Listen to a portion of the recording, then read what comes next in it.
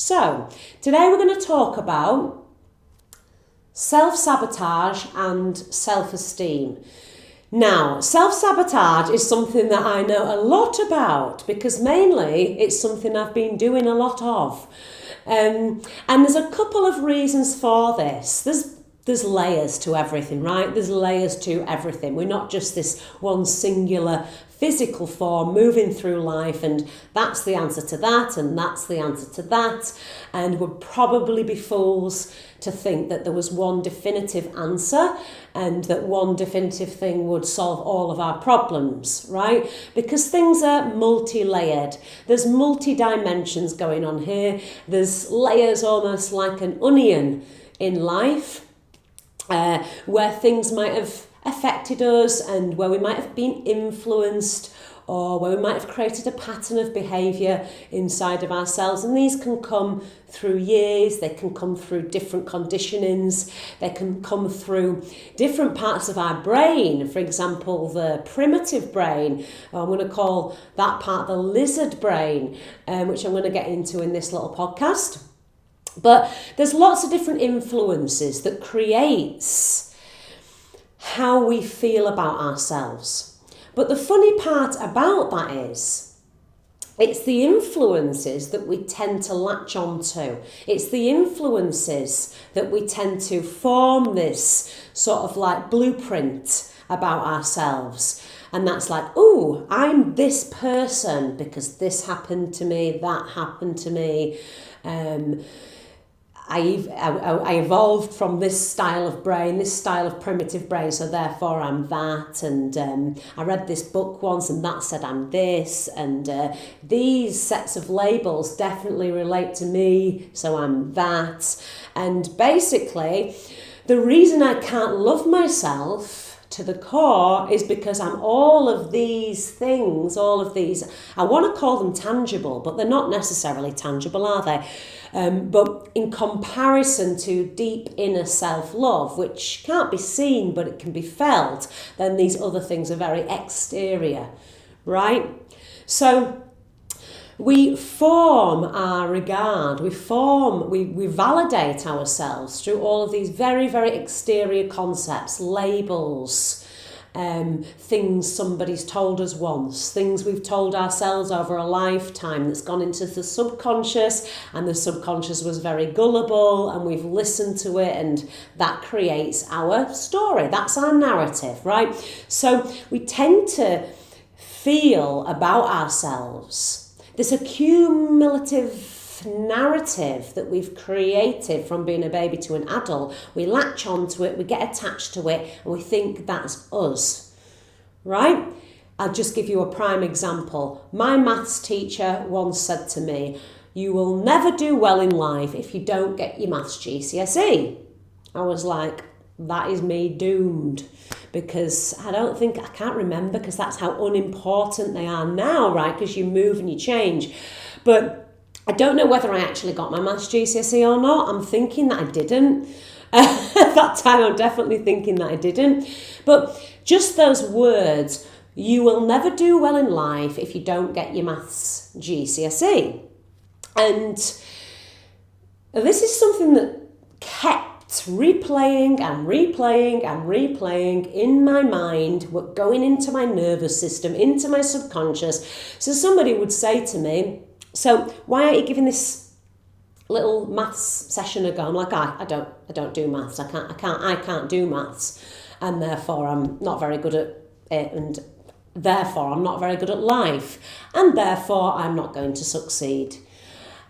So this pattern of behaviour just from one word, or well, it's obviously a sentence of words, but just by one person who's not in any way, shape or form related to me, saying something to me, I have created this pattern of behaviour throughout my life. And whenever I'm about to do something that is courageous or maybe scary or about to give me some real deep personal, spiritual business growth, then that little maths teacher, I mean, there's lots of different influences, right? But let's just say as an example, that little maths teacher's voice might come in and go, but you're not going to succeed because you didn't get your maths GCSE.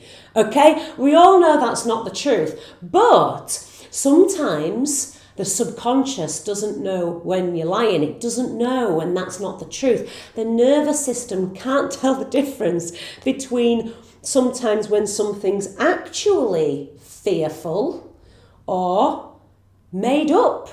So it's all reacting in the same way.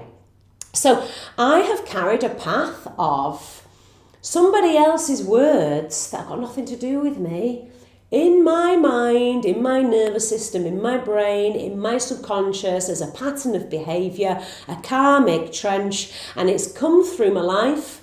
And guess what? Self-sabotage. Just because of those words. Now, it won't just be because of those words. It'll be an accumulation of words that I might have listened to when I was younger, and they've stayed in there. And then I've started to treat myself like that. I'm not good enough. Looking in the mirror, I'm not good enough. I'm not good enough for this world. I'm never going to succeed. Someone said it once, therefore it's the truth, right? And that then goes into the subconscious, and it replays almost like a negative mantra. And this is why mantra is so effective, right? In Kundalini Yoga, we work with mantra because mantra or man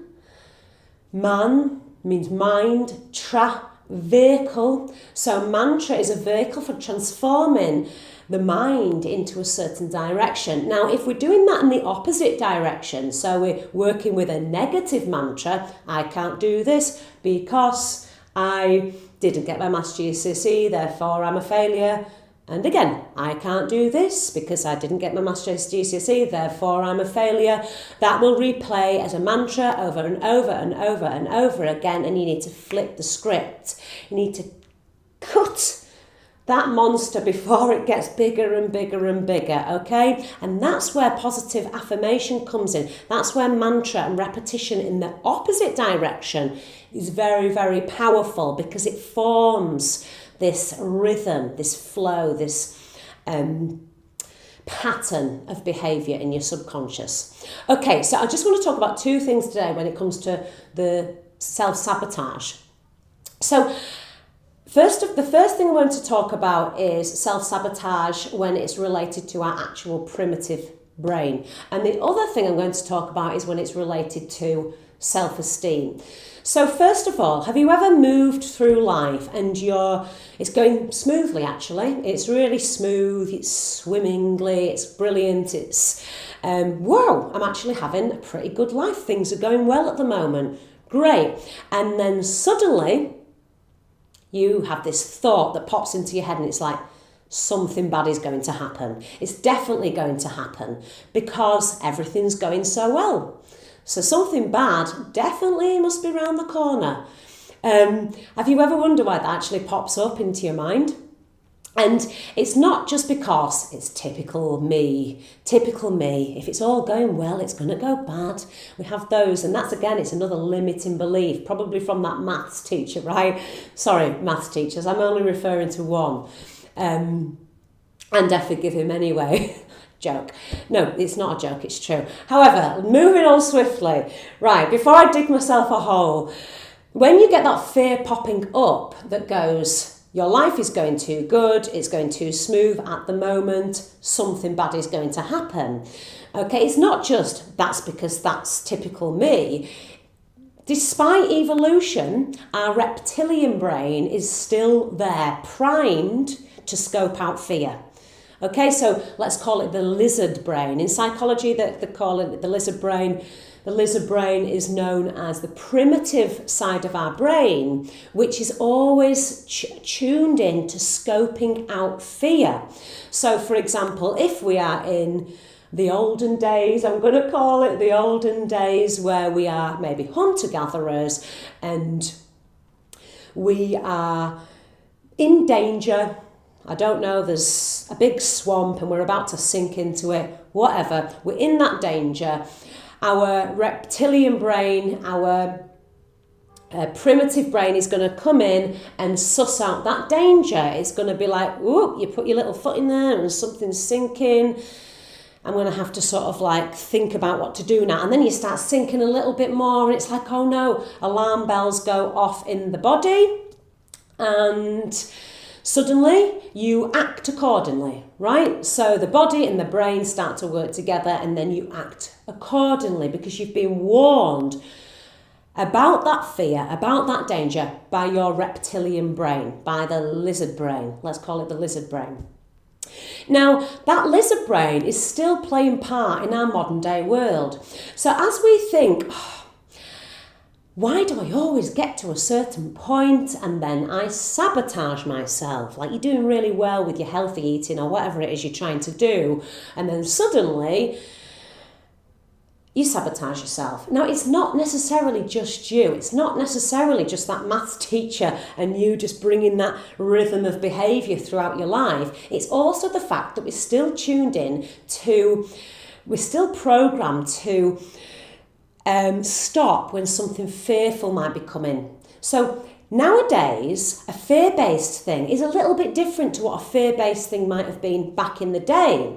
So I'm going to give a prime example of this. Let's say we have challenged ourselves to do a 40-day meditation. Okay, I'm saying this because in Kundalini Yoga, we challenge ourselves to do 40-day meditations.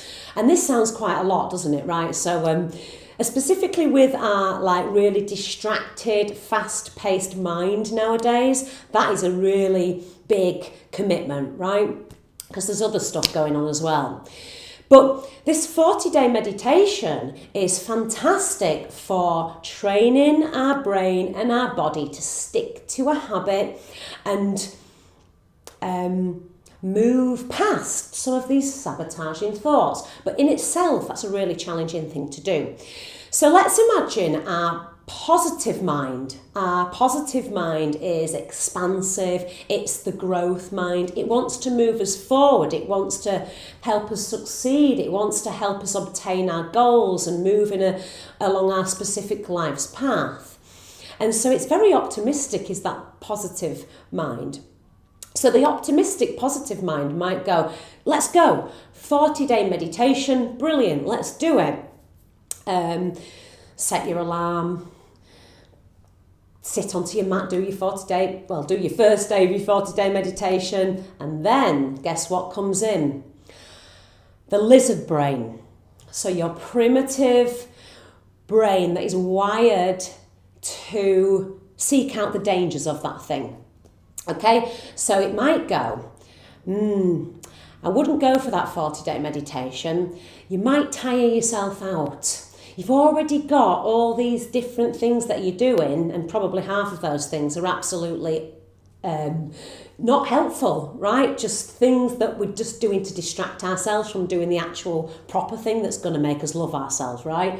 So the primitive brain will come in and it will go, stop right there, Mr. or Mrs.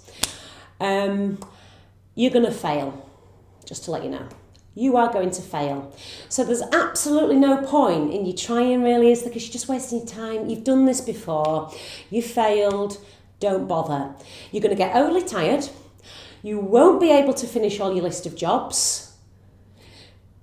All of these pressures that modern society has given us. It's actually, you should be feeling a little bit guilty about doing things for yourself. In there, you've got your family and you need to look after them, and what do you think you're doing, sitting there doing this thing for yourself? And all these things, these sorts of fear-based things will come in from that little lizard brain, and it will stop you in your tracks, and it will stop you from moving through that 40-day meditation, okay, which you were all really geared up for doing. But guess what? Lizard has self-sabotaged you. So a number one tip that you can do, sorry, a little cough, a number one tip that you can do when you sit down to do something that you really want to do, you know, your heart wants to do it because you know it's good for you, become very aware at that moment of the chatter that's coming into the mind, and sit there. Give yourself a moment of stillness before you give up on your task. Yeah, before you give up on this task that you've set yourself, give yourself a moment of stillness and think, who is talking here? Is it my old maths teacher? Is it the lizard? I know the lizard's only trying to protect me, right? He's only trying to figure out dangers. And these dangers aren't really dangers because, I'm not falling into a swamp. I'm not running away from a saber-toothed tiger. I'm actually quite, somewhere along the lines, if you're a privileged Westerner specifically, quite comfortable in your surroundings. And probably quite comfortable in your surroundings in many ways, shapes or forms as well. If you're not comfortable in those surroundings as well, this is another way of being able to move out of those things. But, however, most of the time, we're not running away from a saber-toothed tiger or doing something like back in the day that would have been alarm bells, right? Most of the time, it's the modern day world and this phenomena, this hyperstimulation that's coming into us that is creating this stress, this fear, this thinking that we have to always be doing things and we shouldn't be doing the thing that's actually going to help us. So have a little think, close your eyes, breathe into it and just watch the brain a little bit. Like, who is sabotaging my 40-day meditation? Is it the maths teacher? Yeah, is it this pattern of behaviour that I've been replaying over and over and over again about myself, these really self-critical, low self-worth remarks towards myself that aren't even mine, but I've kept them. Somebody's living rent-free in my head and it's not me. So can you try and watch that? Is it the lizard, the primitive brain? If it is, great, he's doing his job, but also there's other parts of the body and brain that also need to do their job, and he's doing his job far too well. He's like the health and safety manager of your body, right? And you know that the health and safety manager has got a good part to play, but let him or her come along for the ride instead of taking you out for the ride or taking you for a ride, more like, yeah? Let the health and safety manager come along for that 10%, 20% of the ride, and then let your other parts of your personality, brain, heart, soul, nervous system, spirit play a big part in your life as well. Or on the more self-esteem route, is it the maths teacher? Is it somebody else's voice? Listen, whose is that voice in your head that is saying you will not succeed with this 40-day meditation? This is not for you. You may as well stop now. Give up. It's not your thing. You're going to fail. Listen to the words. Who's saying it? Try and detach yourself from those words. Hear the voice. And then understand it. And think about how can you move through those words from a little bit of a higher position. And that higher position is simply connecting back to your heart space instead of all of these little voices that are going on in the head. Okay, so go to your 40-day meditation or whatever it is that you're doing. That's just an example. Sit there. Sabotage will come in. Is it lizard? Is it somebody else? Is it another person? Is it another person? Listen to the voices. Watch them. Take a moment. Become aware. Breathe them out and say, no, it's my turn now. You guys can come along for the ride, but I'm the ride and I'll be holding the steering wheel. Thank you very much. Okay, so there we go. There's just a little tip, a little tool that you can use if you feel that you're getting self-sabotaged by patterns of behaviour from your past that you've kept in your subconscious, or the lizard brain, which is there, and it's probably always going to be, unless we evolve into robots, which would be a crying shame. And how can we just watch these things to move forward with a little bit more clarity? Okay, guys, I hope you enjoyed that. I hope you got a little bit of value. If you did, like it and share it and pass it on to somebody who you love also. Lots of love. Ciao.